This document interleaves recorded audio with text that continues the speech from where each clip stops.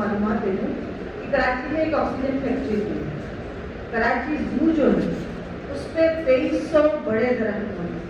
اور میں اس لیے بتا رہی ہوں کہ آج بھی جب جانور مرتے ہیں اور میڈیا میں آتا ہے شور بچتا ہے کہ زو کو ختم کر دینا چاہیے یا جانوروں کو جینا. بے شک میں نہیں چاہتی کہ جانوروں کو کرنا چاہیے, لیکن یاد رکھیے اگر زو ختم ہو جائے گا تو اس جگہ کا کیا ہوگا.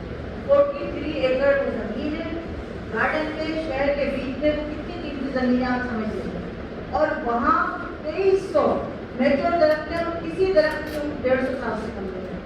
78 تو صرف املی کے درخت ہے جسے وہ املی سڑک کہا جاتا ہے, اور ایک برگد کا درخت وہ ہے جس نے اپنے 9 درخت بنائے تھے جسے انہوں نے پروٹیکٹ کیا ہوا.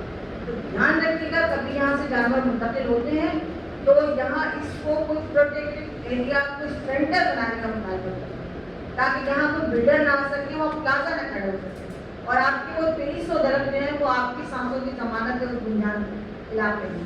اس پہ ضرور نظر رکھیے گا, اس میں نے لکھا ہے, اگر آپ چاہیں گے تو میں آرٹیکل بھی شیئر کرتے ہیں. اس کے علاوہ جو یہ لوگ بات کر رہے ہیں, میں یہ چاہ رہی ہوں کہ پرانے ریکارڈ تو موجود ہے جا رہے ہیں, لیکن پرانے ریکارڈ تک اب پہنچ نہیں ہوگی نا آفس میں موجود ہے. اور ہم یہ چاہ رہے ہیں کہ پورے کراچی کے درختوں کی محفوظ جلد چاہیے. اس کے لیے ہم نے اسٹوڈنٹ سے رابطہ کیا ہے آئی ٹی کے بچوں سے کہ وہ کوئی ایک موبائل ایپ ایسے ڈیزائن کر رہے ہیں کہ جس کو درختوں کا ڈیٹا موجود ہو, کوئی درخت کٹ رہا ہے تو اس میں ہم انٹری کر سکیں, کوئی درخت لگایا جا رہا ہے اس کی انٹری کر سکیں.